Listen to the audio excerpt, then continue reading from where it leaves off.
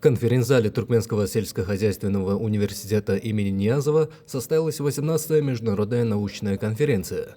Перед началом форума участники ознакомились с развернутой в фойе университета выставкой произведений декоративно-прикладного искусства, воспевающей красоту халтикинских скакунов, тонкое мастерство сейсования и уникальные работы национальных ювелиров. В соответствии с указом президента Туркменистана состоялась церемония присвоения почетного звания «Заслуженный коневод Туркменистана» специалистам, внесшим весомый вклад в развитие коневодческой отрасли страны.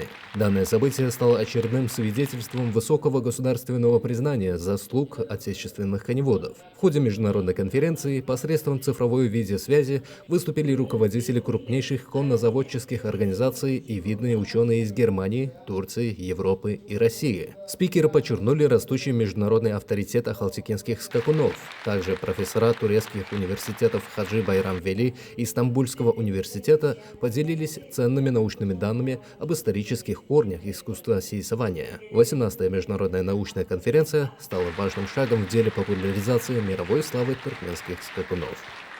Şuun men durmuşumda täzin şahatlıkly günden biri boldy.